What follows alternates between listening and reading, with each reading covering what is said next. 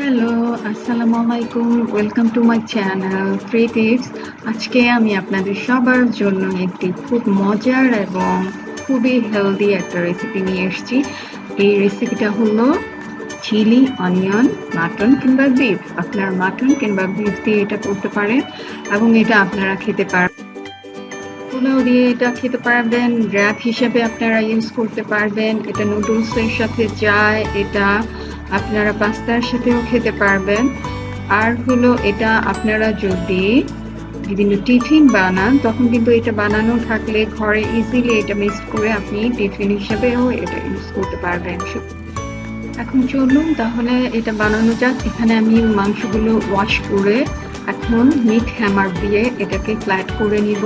এটা করার উদ্দেশ্য একটাই, আমি টিপসগুলোর মধ্যে এখন বলছি যে আমার টিপসের মধ্যে হলো এটা মিটগুলো আপনারা মিট হ্যামার দিয়ে এরকম ফ্ল্যাট করে নেবেন, তাহলে মিটটা রাইস হবে, নরম হবে এবং রান্না করার সময় খুব তাড়াতাড়ি এটা গলে যাবে।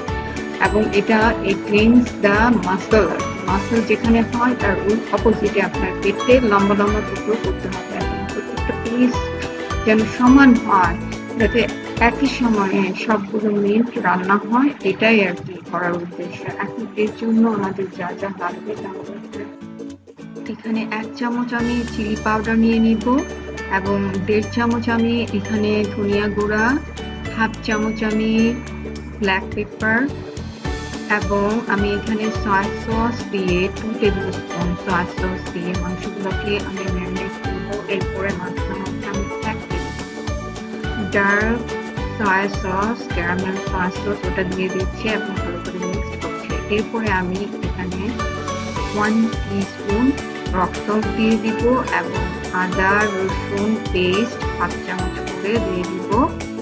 পরে আমি গোলমরিচ গুঁড়ো, লবণ, ধনিয়া গুঁড়ো এবং চিলি পাউডার সবকিছু মাংসের মধ্যে অ্যাড করে ভালো করে মিশিয়ে ম্যারিনেট করার জন্য 6 থেকে 7 আওয়ার্স আপনারা ম্যারিনেট করে রেখে দিতে হবে। আর আপনারা যদি চান তাহলে এটা ওভারনাইট ম্যারিনেট করে রেখে দিতে পারেন, কোনো অসুবিধা নেই। আপনারা ফ্রিজারে এটা রেখে দিতে পারেন এবং নেক্সট ডেতে রান্না করতে পারেন। কিন্তু আপনারা রান্নার আগে যদি ওভারনাইট রেখে দেন তাহলে এটাকে রুম টেম্পারেচারে এনে তারপর নেক্সট ডেতে রান্না করবেন। আমি কিন্তু বলে দিচ্ছি, আপনারা সেভাবে যদি না রান্না করেন তাহলে কিন্তু এটা থেকে পানি বের হবে এবং স্পঞ্জি হয়ে যাবে, স্পঞ্জি টেক্সচার হয়ে যাবে কিংবা সগি হয়ে যাবে ডিশটা। সুতরাং আপনারা আমি যেভাবে বলছি সেভাবে প্লিজ ডিশটা তৈরি করবেন। এরপর রান্নার জন্য আমার যে সমস্ত ইনগ্রিডিয়েন্টস লাগবে সেগুলো আমি বলছি। এখানে আমি 1 টেবিল স্পুন চিলি সস নিয়ে নিয়েছি, 1/2 কাপ এখানে আমার অনিয়ন লাগবে এবং আমি মরিচ, আপনারা শুকনা মরিচ 4টে নিয়ে নিয়েছি এবং এছাড়া আমি এখানে হট সয়াবিন সস নিয়ে নেব 1 টিস্পুন, যেটা কিনা আমি মাংসের সাথে মিক্স করবো, ম্যারিনেট করে মাংসের সাথে। চিলি ফ্লেক্স যাবে হলো 1/2 টিস্পুন এবং 1 টেবিল স্পুন আমি এখানে মিক্সড গার্লিক ইউজ করবো। এছাড়া আমি নর্মাল চিলি সসের সাথে 1 টিস্পুন আমি সেজওয়ান চিলি সস, এটা কিন্তু হোমমেড সেজওয়ান চিলি সস, সেটা আমি অ্যাড করবো। এখন আপনারা যখন এটা স্টির ফ্রাই করবেন, এখানে দেখুন আমি একটা প্যান নিয়ে নিয়েছি ওপেন, এটা আয়রনের এবং এটা মধ্যে আমি এখন 3-4 টেবিল স্পুন এখানে সানফ্লাওয়ার অয়েল নিয়ে আমি চিলিগুলোকে ভেজে নিচ্ছি এবং চিলিগুলোকে ভালো করে অয়েলে ভাজতে হবে যাতে ফ্লেভারটা অয়েলের মধ্যে চলে যায় এবং একটা ফ্লেভার, ভাজার ফ্লেভার আপনি পাবেন। এরপর আমি চিলিগুলোকে উঠিয়ে রেখে দেব এবং পরে এগুলো আমি মাংসে ইউজ করবো। এরপরে চিলি ভেজে রাখার পর সেম অয়েলে আমি এখন অনিয়ন দিয়ে খুব হাই ফ্লেমে রান্না করব এবং অনিয়নগুলোকে আমি একটু ক্যারামেলাইজ করে এটা ফ্লেভারটা নিয়ে আসবো এবং ক্যারামেলাইজ হওয়ার পরে আমি এটা উঠিয়ে নেব। আমার উদ্দেশ্য এখানে হলো অনিয়নগুলা যাতে বেশি নরম না হয়ে যায় এবং অনিয়নের ফ্লেভারটাও এট দ্য সেম টাইম আমি যেন পাই।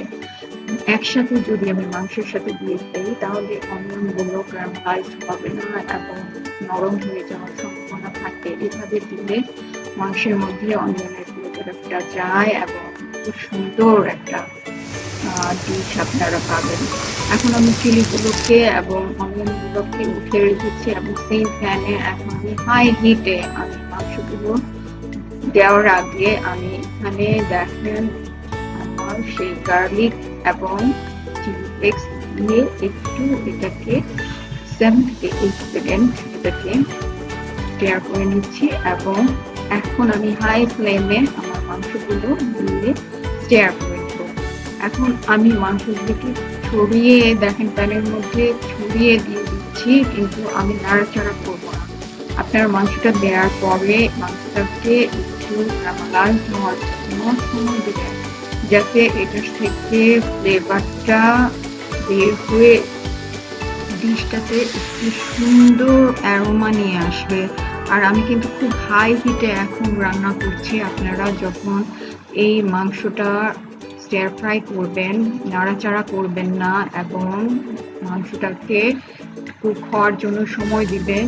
নাড়াচাড়া করলে কিন্তু এটা থেকে পানি বের হবে এবং সফট হয়ে স্পঞ্জি টেক্সচারে আপনি মাংস পাবেন।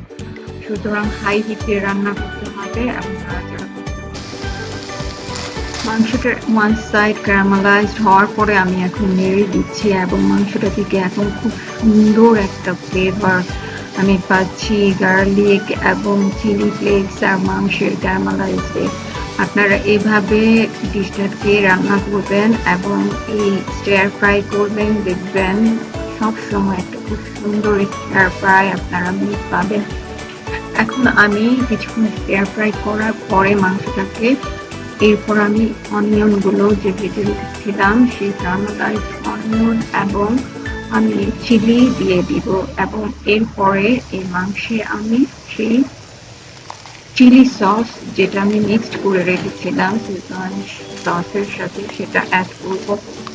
অ্যাড করে আমি কিছুক্ষণ এটার সাথে খুব ভালোভাবে এটার সাথে ইনফিউজড হওয়ার জন্য সস এবং মাংস ইনফিউজড হওয়ার জন্য সময় দেব এবং কিছুক্ষণ কুক করার পরে তারপর আমি ডিশটাকে নামিয়ে নেব।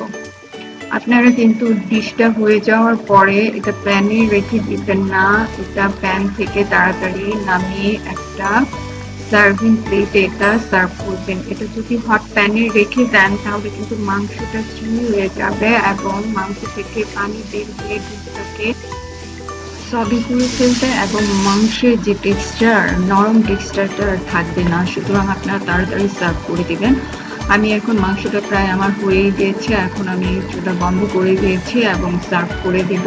এভাবে আপনারা মাংস রান্না করলে সবসময় আপনারা একটা খুবই সুন্দর স্টিয়ার ফ্রাই আপনারা রান্না করতে পারবেন এবং যে স্টেপগুলো আমি বলেছি সেগুলো মেথডগুলো ইউজ করবেন প্লিজ।